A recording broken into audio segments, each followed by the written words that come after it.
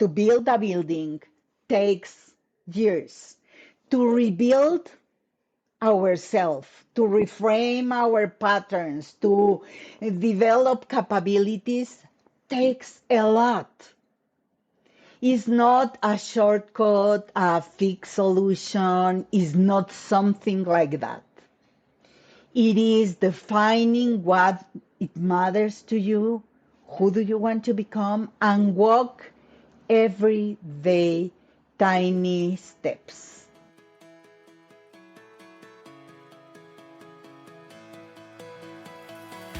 Welcome to the Raising Wild Hearts podcast. I'm so glad you're here listening in as I get to the heart of the matter with the world's leading experts and authors in personal growth, transformation, positive psychology, and more. If you're a change maker, a cycle breaker, a revolutionary envisioning a more beautiful way to live, work, and play, well, me too. I'm your host, Ryan Watkin, and for the past decade, I've been alchemizing challenges to find the calm in the chaos. I believe we can change the world by starting at home in our own minds and hearts. And my hope is that these conversations are a light on your path. Let's go, wild ones.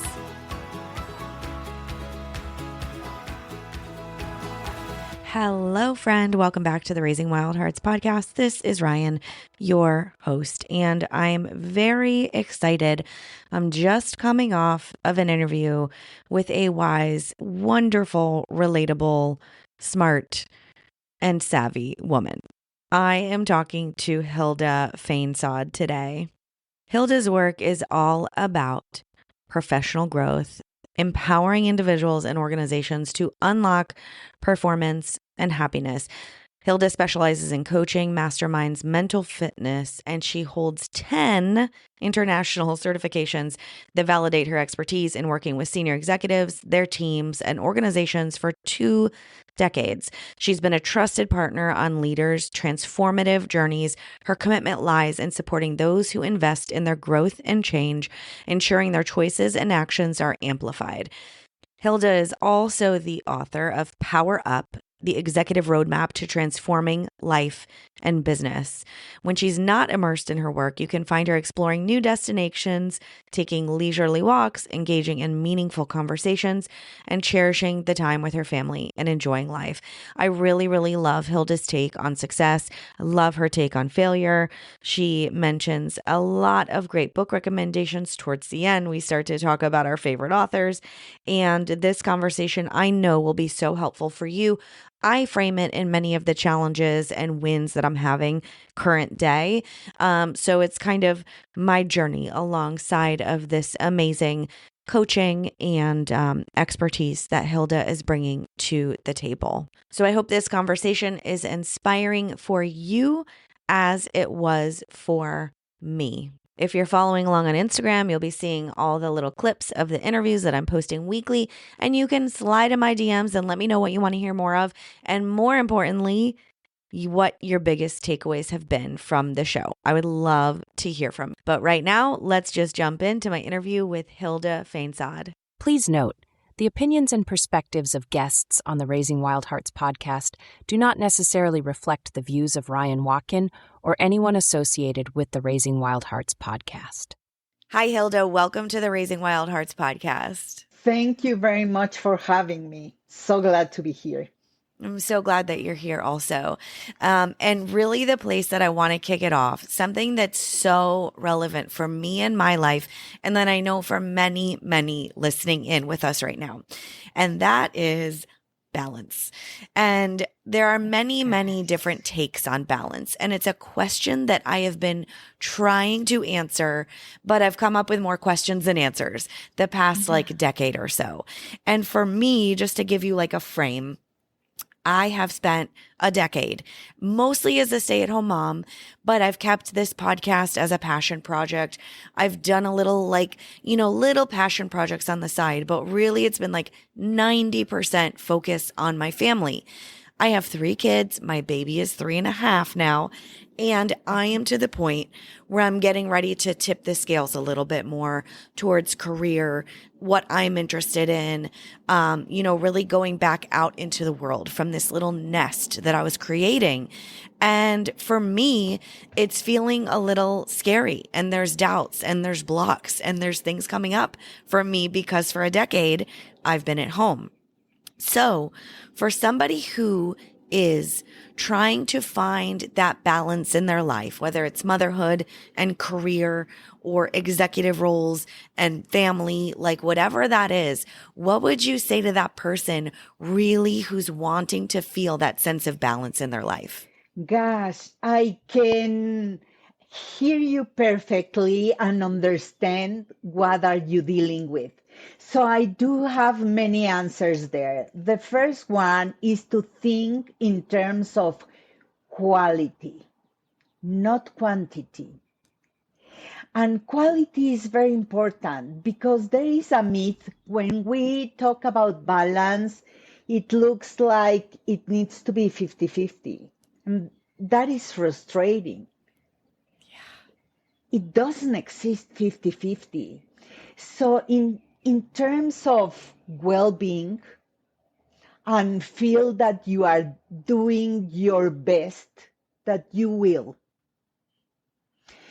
think about quality time more than, okay, I spent 3 hours there, I need to spend three here. That's not possible. Yeah. What is really possible is to design how do you want to show up in every place. Yeah. That's big. That's big. And I know that I love that you say the word quality because I think even now when I have a day of podcasting or a day of networking and I come home and I try to switch gears to mom mode, but I'm still so excited about my work and my podcast and my day and the people that I'm talking to. It actually is a challenge for me to, and I don't know if this is the word that you would use, but to compartmentalize like, Yeah. okay, that was work. That was different. Now I'm here. Like, what's their advice on that? Do you call it compartmentalization? And how do we get better at practicing leaving work at work and leaving home at home and vice versa? I use exactly the same word, and I love to think in how to be present.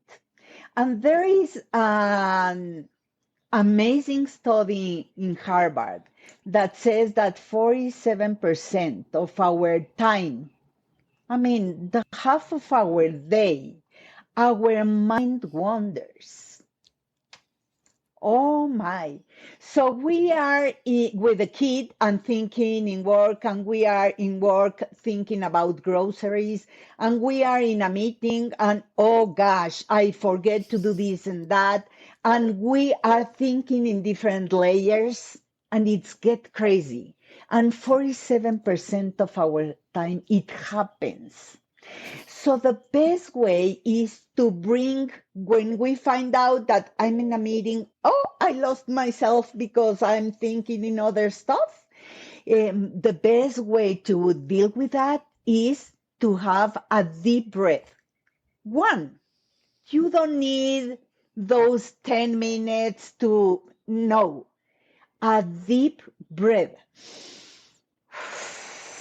Okay, allow me to regain focus. And I love the post-it notes. So to have a post-it near you with a pen and to write down the ideas that are popping up crazy in your head is so useful. And that way they are not creating noise. Yeah.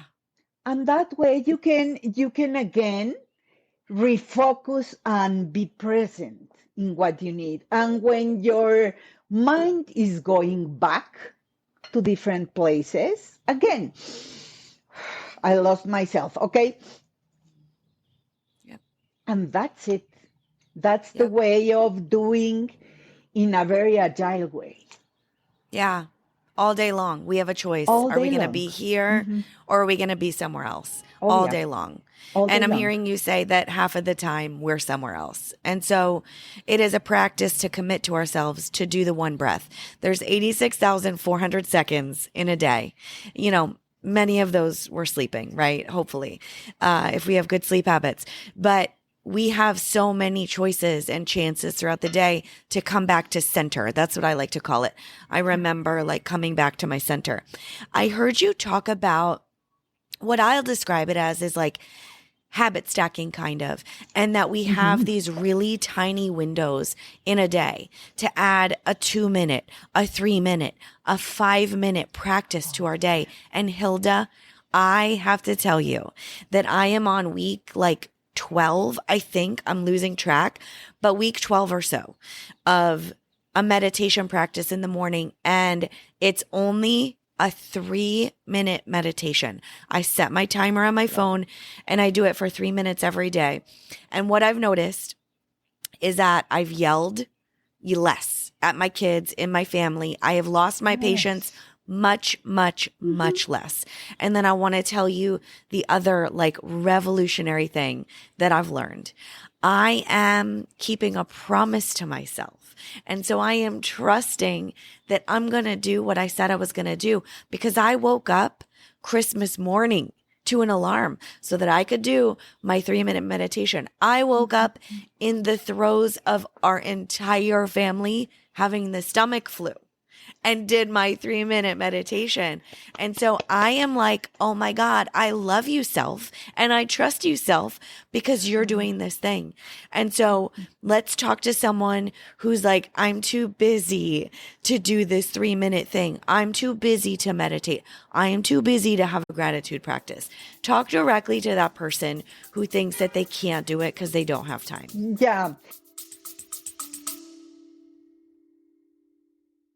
Hey, it's me, Ryan. So something I do every single day to invest in my growth, besides connecting with the humans on this podcast, obviously, is reading. Reading is where it all started for me. I was 5 when I became obsessed with books, writing them, reading them, collecting them. I love how I can get inspired with new ideas and stories and ways to grow. That's why I ask all my guests what they're reading. And finally, you can check out all the book recommendations from the experts and authors on the show in one place at raisingwildhearts.com/books. There are some life changers in there like You Are the Placebo, and a few hidden gems like Sacred Motherhood and Living, Loving, and Learning. So if you want to get your hands on your next great read, check out the full list by heading to raisingwildhearts.com/books. Okay, back to the show. They don't have time maybe for a 25-minute practice in the morning and a 25 minutes practice at night, and that is 50 minutes, almost an hour of your time, and that sounds crazy. Yeah. But what about a 2 minutes or a 3 minutes practice? Yeah. And that sounds possible because we have routines. Yeah. You know at what time you wake up. You know at what time you go to the shower, at what time you go to bed, or you go to work, or you come for lunch, or you prepare your coffee.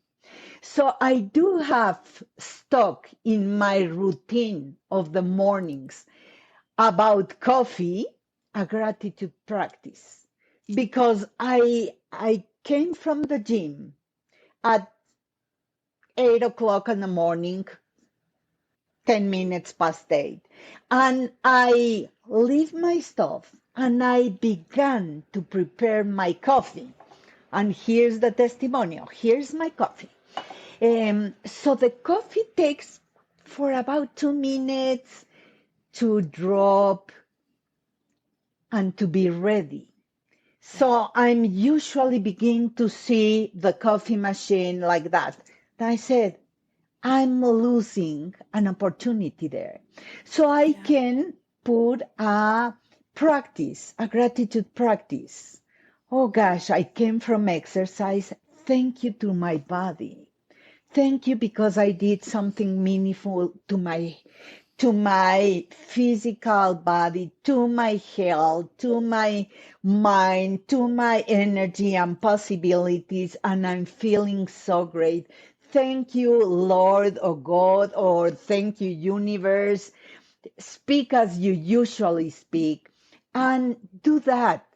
I thank you, God, because my kids are okay and I have a job to do and I create and the coffee is preparing and I'm in a 2 minutes practice. I'm not taking anything from my day. And Yeah. you can do it meanwhile you are showering yourself. And you can do it when you go to bed for 2 minutes in a reflection, or you can journaling. You can define Yeah. your day. I love the mornings because I'm a morning person.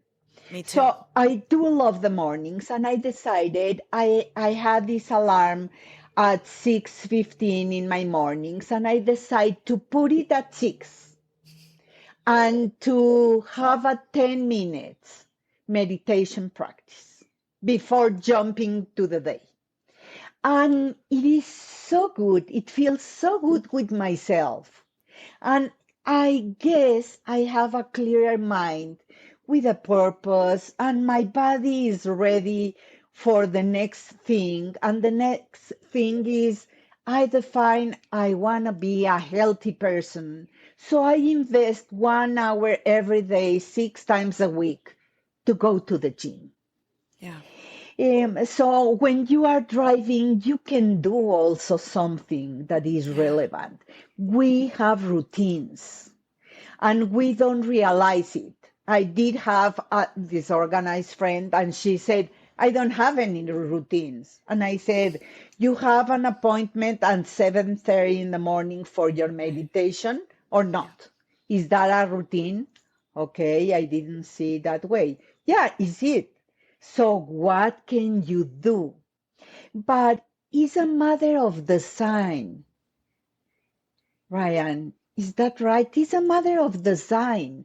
I do have clients that in the morning, the first thing they do is they grab the newspaper or they turn the radio or TV and they listen to the news. And I said, gosh, why do you do that to your brain? Because it increases your cortisol levels Yep. and that Yep. stress you and make you so much crazy with all the challenges you are going to face. Why do you decide that? Yep. What about spending reading a page, listen to a podcast, being happy with yourself, saying thank you for life, whatever, Yeah. but not something that creates additional stress. We don't need additional. Right. And we need to really be honest with ourselves, I think, in where we're craving that stress, because even though it's not a positive, we can still feel used to it. You know, it's familiar.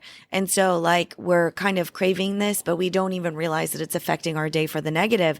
And when we see, like me, I'm like, I have probably got like lost my patience maybe 3 times in the last like 3 months, 4 months.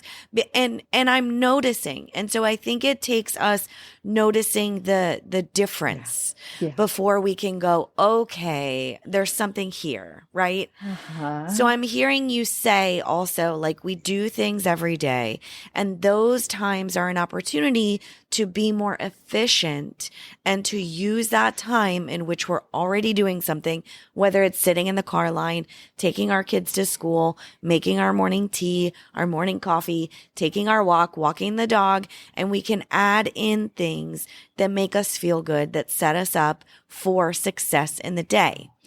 I'm curious, after you working with many clients for decades, Hilda, what is your definition of success where you're standing today? Gosh, it is so different because years ago, I should say accomplishments, all those things that I achieved. I used to say that. And part of me believes in accomplishments. I love goals and challenges and do something different and create impact. I love it. It's like the bread that I want to eat in the mornings. But now I do believe in enjoying life, in have a fulfilling life. And a fulfilling life for me, it's this joy that the work brings me with the joy of what I love to do. I love writing and running and exercising and traveling and live a little time here and a little bit in another country because I do have a son here and another in Spain. Here is Mexico. So I love to travel. And I love to work. And my client, one of my clients said, "Are you really kidding me? You are going to be online on your trip?" And I said, "Gosh, it's the best of the two worlds because I love to work and I love to travel. Yeah. So I will do both." Yeah. So my definition is a fulfilling life. And Yeah. what is a fulfilling life? For me, all that stuff. For Yeah. others is their own definition. But we need to question ourselves, Raya, because we change. We don't want the same in our 30s and 40s, not the same in our 50s, 60s, and more than that. We change in the needs and the motivations.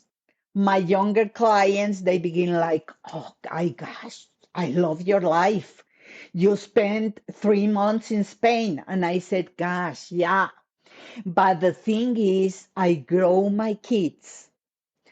They married. They are not at home here anymore. So I design a different life in this stage, in this season of my life."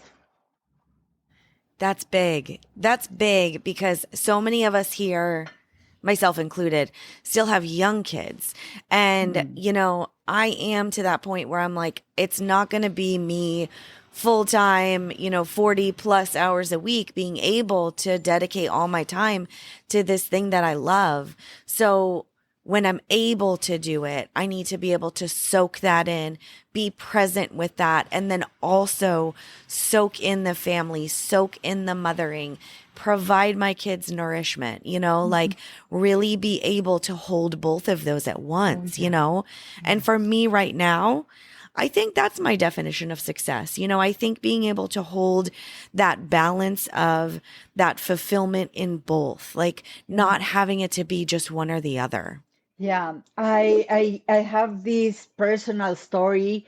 I defined that I didn't like the life I had, and that was 26 years ago. And I decided to divorce. So I got the divorce, and I had this sense of doing different and living in a different way and giving to my kids a different life, and I defined what was that. um, and it was an amazing lesson for me because when I was in the wedding ceremony of both of them 3 years and a half ago, I was like, suddenly my tears came down and I said, "Gosh, mission accomplished." Mission accomplished because they are getting married, but the most important part, I grow up safe, healthy, good persons in life. I gave them a harmony home without this shouting and craziness.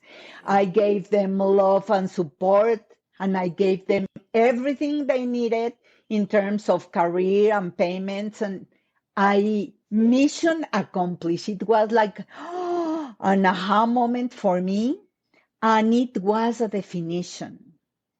Yeah.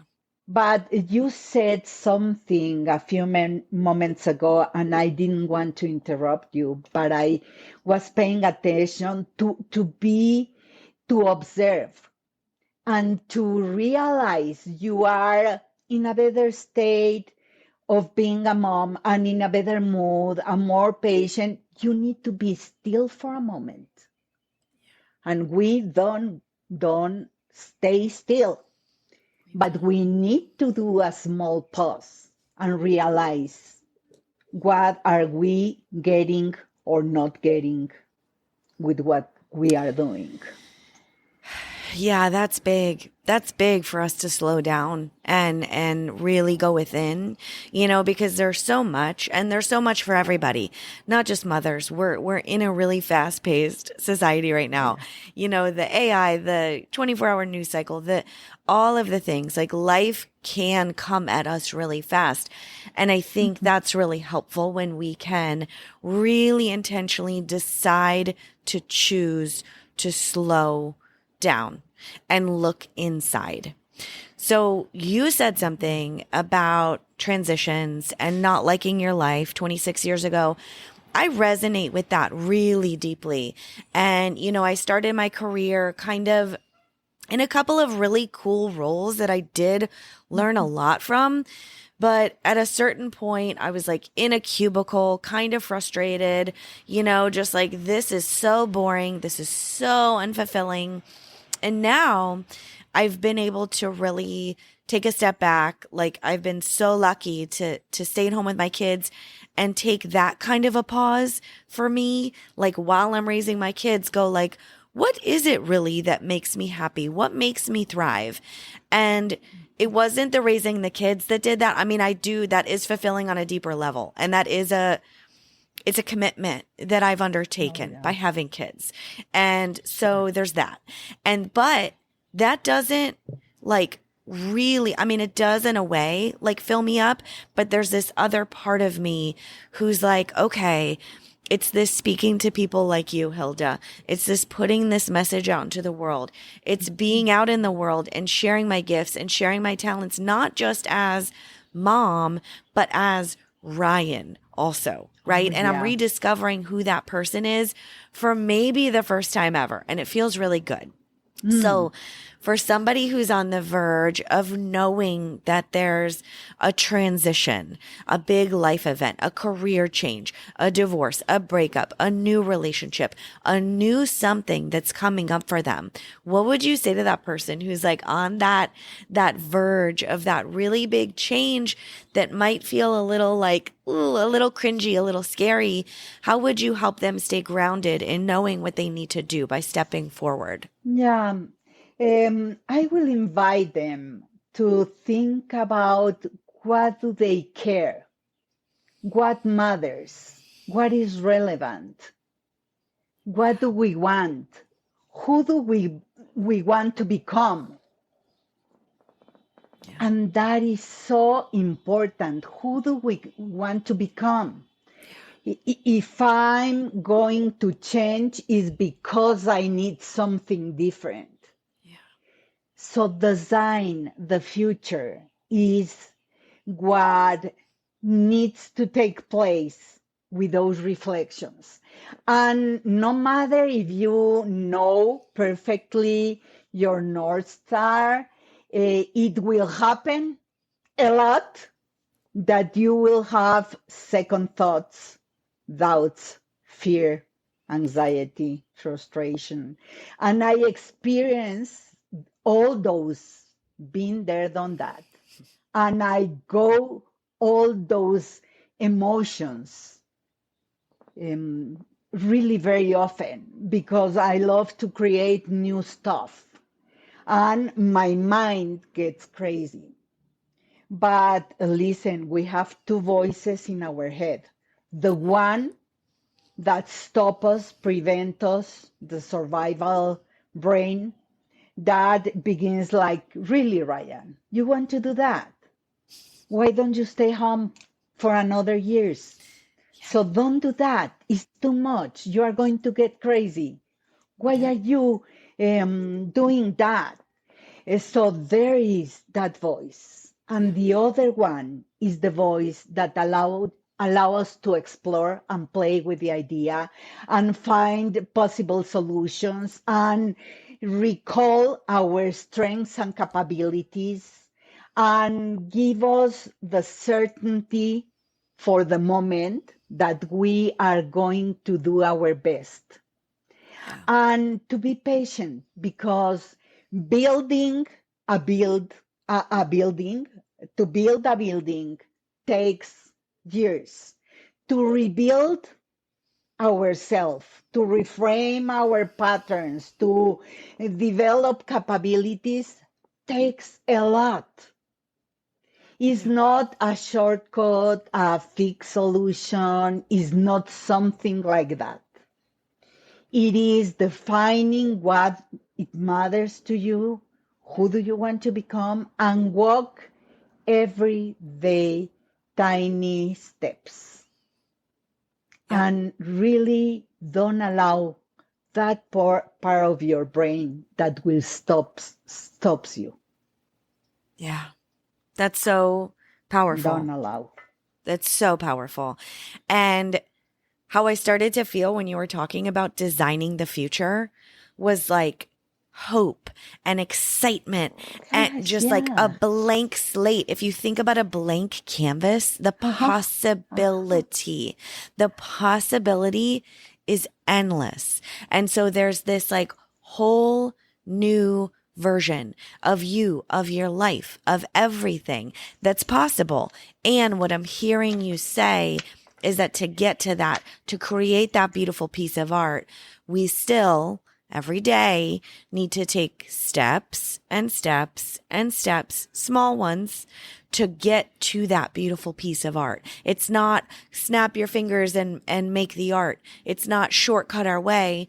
It's we deal with the two thoughts that we have in our head. We decide to stick with the hopeful one. We decide to let the fear-based one go, or to look at it and say, I hear you. You're scared, just like we would do with our kids.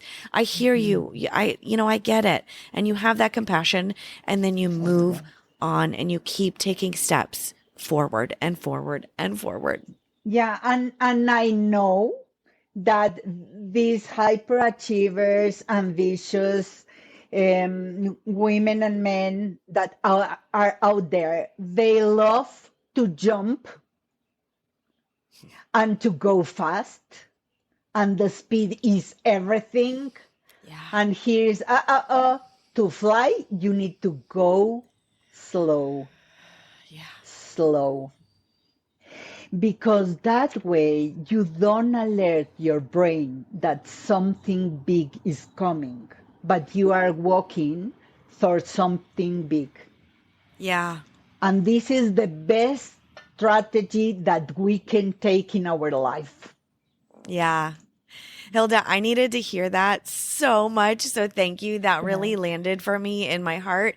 I have a couple different opportunities behind the works right now with the podcast and, in my life. And I was yesterday getting really like excited and like, oh my God, I need to do something. I need to act. I need to make something happen. And Yeah. I got in this like frantic kind of space and I was talking to my husband and he's like, okay, you're like, you're like 4 steps ahead and like we need to like rein it back in a little bit, right? And I'm like, okay, I hear you, but that also like pisses me off when it comes from my husband. I'm like, no, that's not what I want to hear right now. And so it's landing the way you're saying it, that we can go slow and Oh, we yeah. don't need to jump steps, people. If you're anything like me and you're just like want to forge forward with very exciting opportunities and new things, like I get that, but we can also like take it step by step. And that too maybe is the way to create like this sustainable long-term success, not the Yeah. highs and the lows, just a more like long game. Yeah. And that is also the best strategy to think about a long term run. It's not a sprint. This is a Yeah. marathon. It's not so fast. It is pace by pace. And I did have a client that because of COVID, she gained weight and she lost control and she disorganized herself and her life. And when she began coaching, she said, okay, from tomorrow I will reduce all the carbs and sugar and I will be in a strict diet and I will go to the gym every day. And I said, hold your horses. That is so crazy. It's going to last 3 days in you. Yep. Don't do that, please. And I said, can you go to your treadmill 5 minutes? And she said, come on, Hilda. Everyone can do that. Okay, can you do that? Yeah, I will do every day. No. You will do 3 times a week. 5 minutes. If you want to be there for 10 or 15, I don't know, 5 minutes is your commitment. Is that right? And it was amazing because she did it. She stood there more than 5 minutes because I just have my shorts and my tank top and my sneakers. So, okay, I can stay more than 5 minutes, but her commitment was no pressure, 5 minutes. And after that, she spent 10 or 15. And with the time, she increases to 20 and 30 minutes. And now she does exercise with no craziness in the head that I need to do everything together. That's not. Yep. How do you help your clients with these perceived like failures or setbacks when they do inevitably fail at something? Because we do, we do have these big goals and we do fail and we do stumble. So how do you help your clients like kind of trudge through the mud of failure? Yeah. The first thing is I allow them to reflect in the learning lessons. What is a learning lesson? Well, I realized that I did this and I didn't know that. And okay. And it's supposed that you will know everything in life. And they begin, no. Okay. So can you have a moment with you of self-understanding and self-compassion and to allow you to find out what are you doing as a next step? Because it is important to touch your frustration, disappointment, whatever it is there, but not to stay there. I mean, that's crazy. Oh no, I'm so frustrated. I will forget about the plan and project. But no, it's just a shortcoming with a lesson, and you will do better. And will get there, that place that you want to be there, that future, you will laugh about those moments. It will matter in 10 days, in 10 months, in 10 years.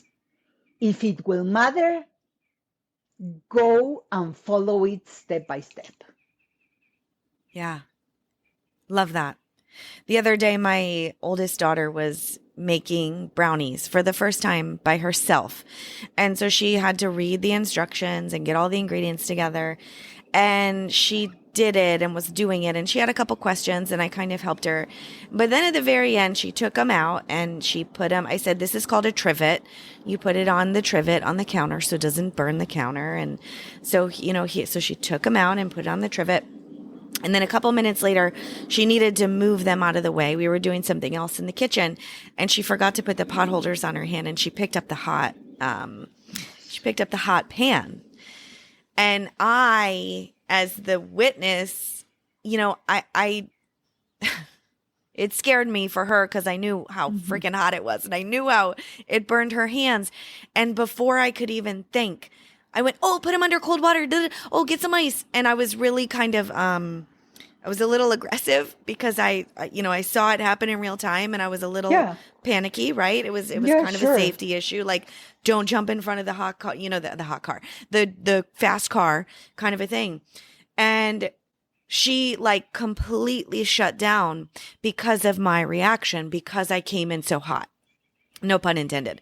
And so she kind of shut down a little bit. She went to have some space and she came out and I was like, okay, so I'm much calmer. I saw like you were going to get hurt. I got pretty worried for you. So I was like a little crazy. And she's like, yeah, and basically and these are my words, my summary. She's not going to grab the hot pan again. Like she learned like, well, next time I'm definitely going to get those pot holders. And it's like one of those moments that we have throughout our everyday of if we let ourselves learn from the little things, like if we let ourselves not berate ourselves, not beat ourselves up, like really just go, oh, okay, I made a mistake, reflect on it, like you said, self-compassion, there's the lesson. And then we move forward in life knowing something that we didn't know before. Oh yeah, and those moments teach us a lot. Yeah. And it's when we build capacities to respond to something that we didn't know in the past, there are moments that we burn with the fire. Yep. Yeah. Yeah, Totally. happen. Yep. Do you have clients who are afraid of success, Hilda? Yeah, sure. Yeah, they can define a big goal.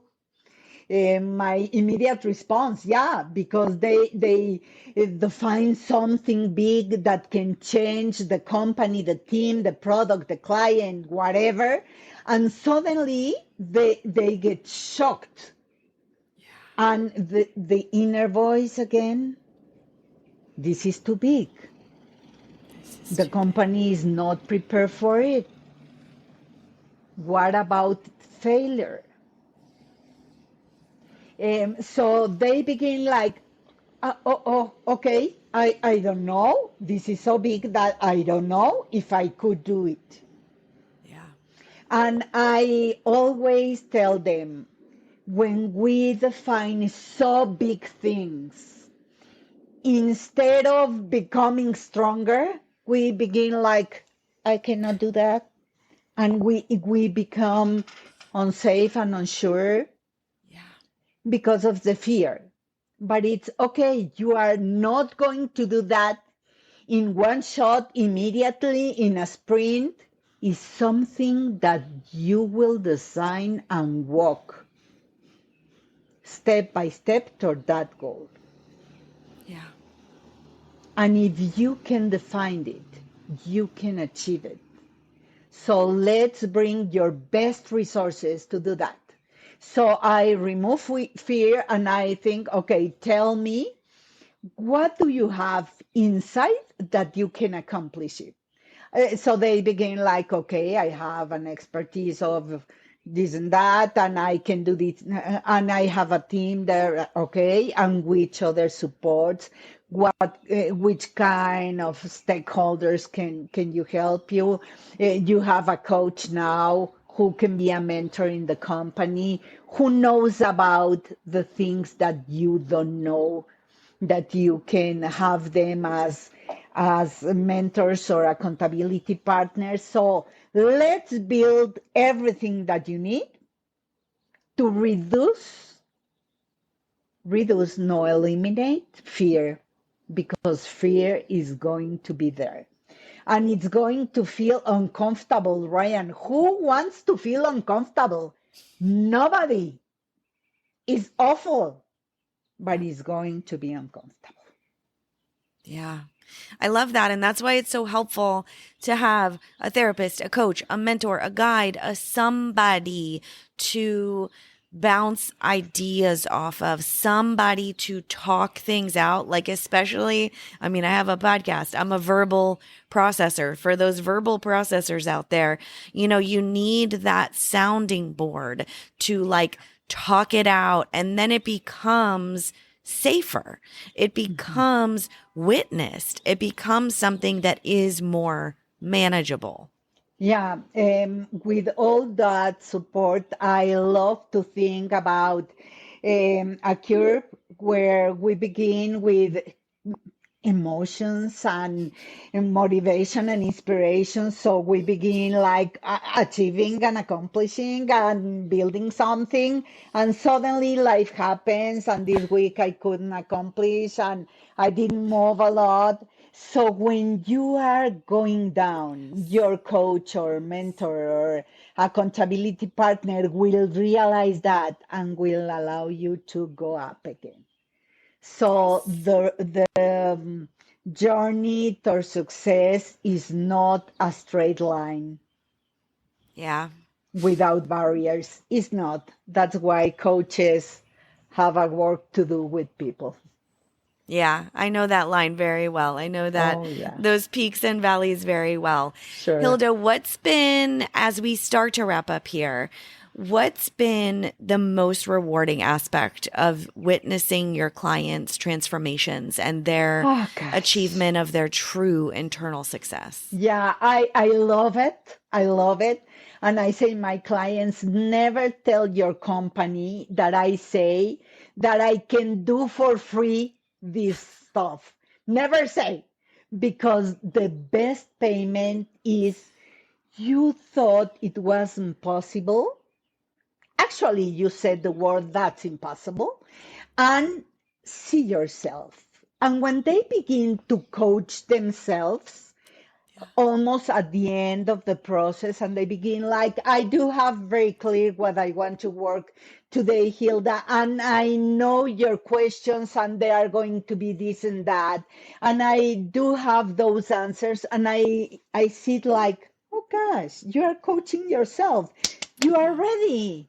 You are Yeah. ready to launch to a different level or a different person. And when they are fulfilled inside and they feel they accomplish, I'm in a party mood.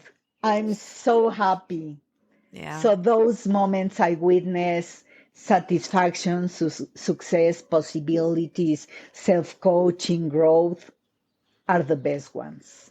Mm, that's so good. Where do we find you and follow you and learn more about your amazing work in the world? I know everyone's Yeah, going to want to follow along. yeah, thank you very much. I do have a book, Power Up, and Power Up talks about the difficulties of change and what is this inner voice and saboteurs and how to overcome in a four-step models, and it puts you in a 30-day challenge to begin to move yourself into that direction that you define. So Power Up, the executive roadmap to transforming life and business, is on Amazon. I do have a book in Spanish, Buen Camino, Cómo reinventarte en un mundo que ya cambió. If you have these listeners that they read Spanish, and I have an audiobook also about Buen Camino. And I have my page, and I have a blog in www.hildafainsod.com. So I'm in LinkedIn and Insta, so you can read me and you can write me and you can leave a message, and I will reply because I love to know that. I love Yeah. to know about the person and how to create possibilities. Yeah. Thank you so much. We're going to link up all those books and your site in the notes. So if you want to follow along with Hilda like I do, then jump down there and send her a message and connect with her on LinkedIn and follow her on Instagram and all the things. Okay, that sounds amazing. So as we wrap up, I'm going to ask you now the 3 questions I ask everybody at the end of the interviews. And the first one is, what's bringing you joy today?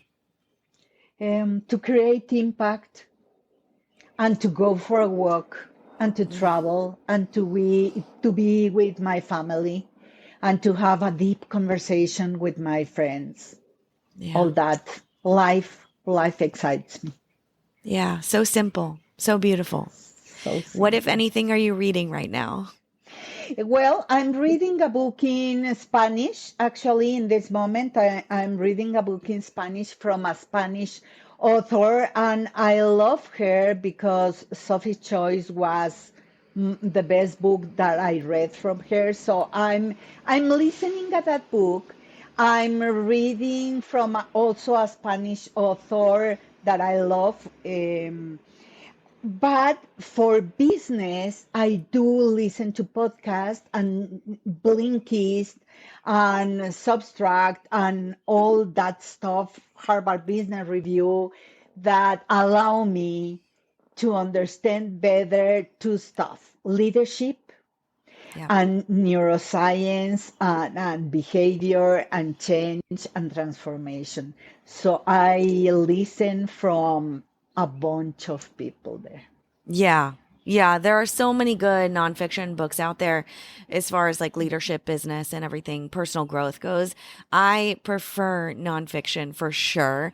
And every once in a while, I'll read a good fiction book. But Oh, yes. yeah, I really love, there's so much information. Do you have a favorite leadership book? That's like something I'm exploring right now is leadership. Do you have a favorite one on the top of your head or a favorite Um, author? yeah, I do have. I love Simon Sinek and the I whole, I yeah, knew you and were the going to whole say that. I thing. don't know how. I knew it. Leaders eat last and start with why. Yeah. Okay. That's great. Yeah, I love him. And I'm Yep. reading all those new things that Mel Robbins is building. Yes. That she has two things that I love very much: the 5 second rule, that is Yep. a whole small actionable system to move yourself and to um, stop the cycle of procrastination. And I love Yep. it. Yep. And now this book of Let Them, I hear the podcast and I want to read that book. Same. Also, I found very interesting to let them do what they do. Yep. And I define what I'm going to do. Yep. Let And them. also in the best version, let them to be your leaders and follow those ideas and step up in giant shoulders. So love those ideas. So recently I was reading about it. Perfect. Amazing. And then the last question I have for you is who or what has taught you the most? Okay, I did have a partner in life and business, and he taught me how to live the life, and was the best that he could do for myself. The best, because he allowed me to see different and not to be in that place of an unfulfilling life, and create something that I can be better and in my best possibilities. So he taught me a lot. I do have a lot of mentors.